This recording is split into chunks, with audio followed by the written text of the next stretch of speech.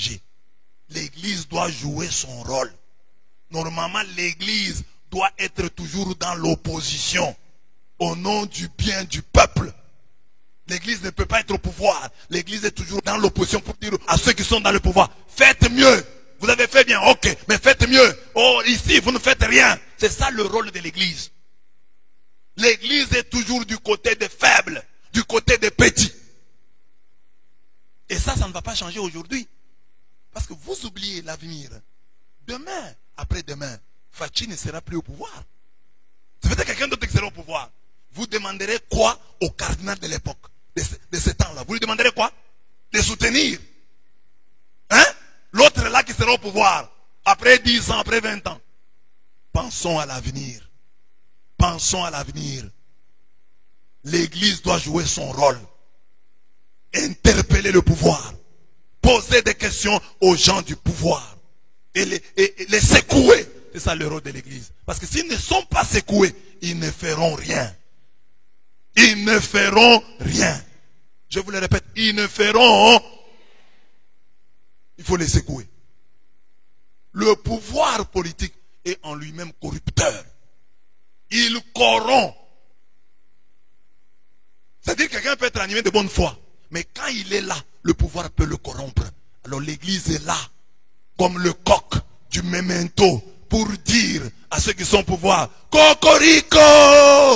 Souvenez-vous de vos promesses électorales. Cocorico!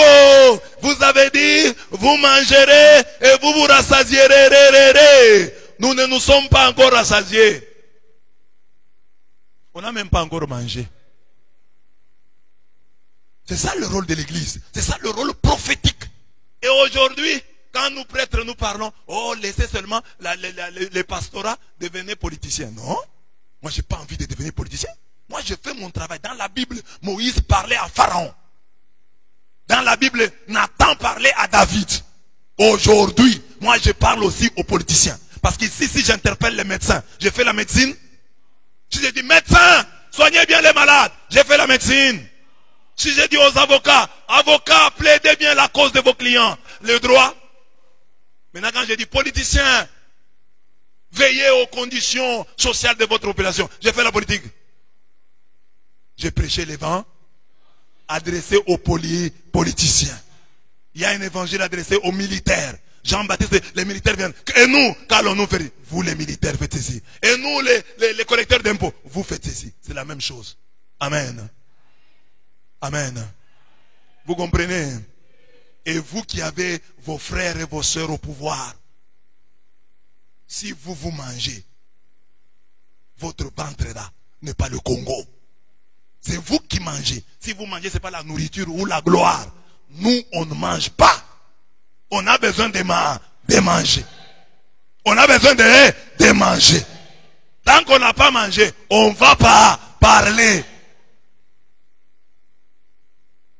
Qui a mangé?